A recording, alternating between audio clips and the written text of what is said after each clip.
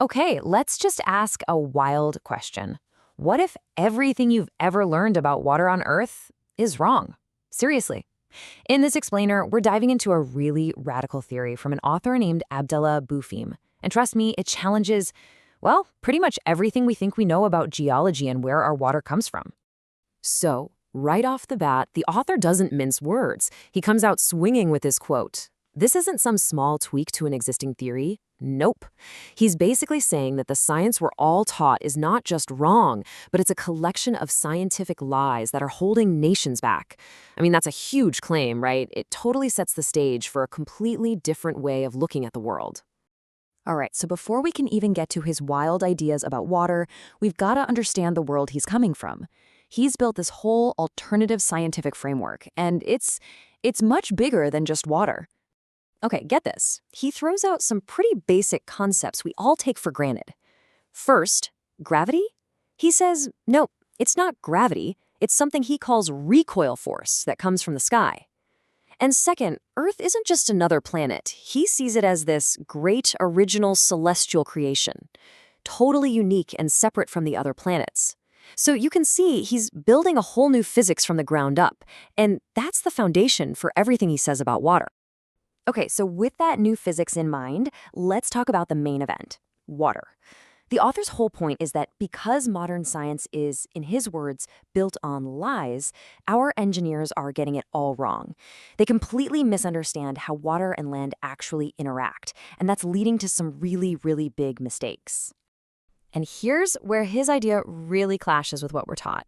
We think of rain soaking into the ground, slowly absorbing. But he says that's totally wrong. It's a dangerous illusion. He claims the Earth doesn't just absorb water, it swallows it, like actively pulling it down through huge cracks in riverbeds and valleys, and it does it incredibly fast. And the scale he's talking about is just mind-boggling. Get this number, 50 billion. He claims the Earth can swallow 50 billion cubic meters of water in just a couple of rainy days. That is a colossal amount of water that our current models just don't account for it. So what does that mean in the real world? Well, think about dams. According to him, if the Earth is basically designed to be this giant water-swallowing machine, what are we doing trying to stop it with a big concrete wall? He says it's a total folly, especially in dry areas. We're fighting against the planet's own system, and that's why, in his view, it just doesn't work. Okay, so if dams are a bad idea, and the Earth is swallowing all this water, where the heck is it all going? It's a pretty big question, right? Well, according to the author, the answer is right under our feet. Literally. He says the planet's real water storage isn't on the surface at all. It's in two different kinds of gigantic underground lakes. The first kind, the really big ones, were apparently formed way back when mountains themselves were created. The second kind are formed by a much slower process, basically water curving out huge spaces underground. These, he says, are the Earth's real reservoirs. But you're probably wondering, how could these giant underground lakes even form? Well, the author has a very specific and pretty unique story for how it all happened. Let's start with those huge Type 1 lakes he talks about. Okay, to get your head around this, you have to picture early mountains not as solid rock, but as something like carded wool. Yeah, you heard that right. He describes it as this soft, fluffy material that's just soaked with superheated steam coming up from deep inside the Earth. And this wool is apparently the building block for both the mountains and the giant lakes underneath them. So here's how it happens, according to him. It's like this epic clash of forces.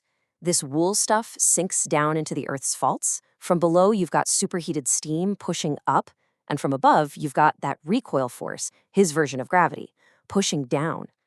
This crazy pressure cooker situation supposedly turns the bottom layers into sand while shoving the top layers up to form a mountain. And in the process, a massive amount of water gets trapped right inside.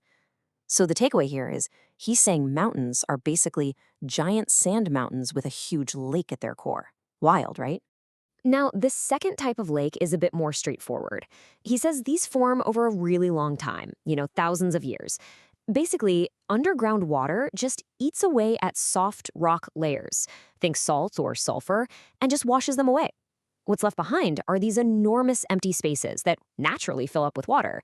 So you get these huge underground reservoirs, though he's quick to point out they're not nearly as big as those first ones under the mountains. And this is where it all starts to connect: his geology, the map of the world, and even our own behavior. Because for him, the location of these lakes and how easy they are to get to, well, it's not random at all. There's a bigger plan at play. Here's his theory on that. He says in dry places, the Earth's crust is thinner, so those huge underground water reserves are actually closer to the surface, easier to tap into. But in really rainy places, with tons of plants and forests, all that vegetation over thousands of years actually makes the crust thicker, and that pushes the underground lakes way, way deeper, making them much harder to find and use. Ultimately, though, for the author, this whole amazing system comes down to faith.